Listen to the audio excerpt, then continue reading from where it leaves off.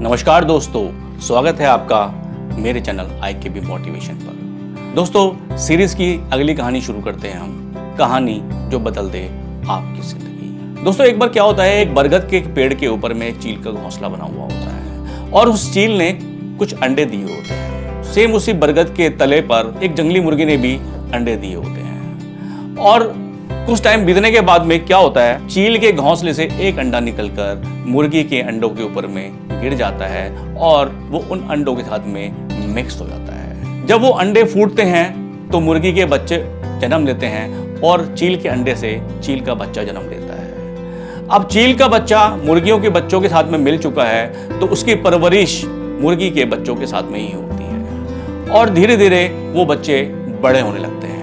जो चील का बच्चा होता है वो बिल्कुल वैसे ही बिहेव करता है जैसे कि मुर्गी के बच्चों का होता है। वैसे ही उसने दाना चुगना होता है और जितना एक मुर्गी का बच्चा या मुर्गी उड़ सकती है वो भी उतना ही उड़ सकता था। दोस्तों, एक दिन क्या होता है कि एक बार ऊपर कुछ चील उड़ रही होती हैं और वो चील का बच्चा अपनी माँ मुर्गी से पूछता है, माँ ये ऊपर जो उड़ रहा है ये कौन सा पक्षी है? वो कहते हैं ये चील है। वो कहते हैं कि माँ क्या मैं भी ऐसा उड़ सकता हूँ? वो कहते हैं नहीं, हम नहीं उड़ सकते क्योंकि हमारी अपनी एक लिमिटेशंस हैं। एक दिन वो चील का बच्चा खेल रहा होता है और तभी कुछ चील नीचे आती हैं। वो देखते हैं कि ये चील मुर्गियों के बच्चों के साथ में कैसे खेल रहा है और ये दाना चुग रहा है जमीन से उठा उठा के।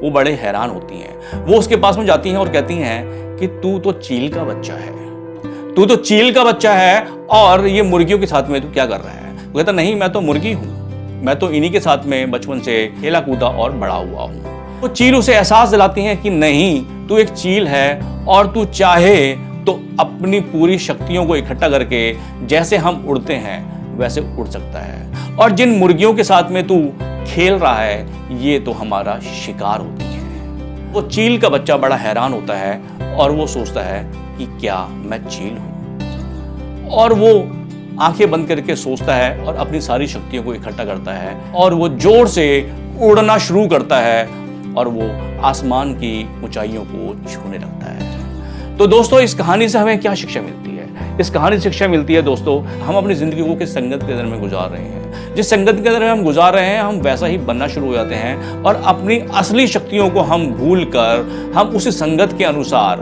हम आचरण करने लगते हैं। अब ये आपने सोचना है कि आपने मुर्गी की तरह जीना है या चील की तरह जीना है।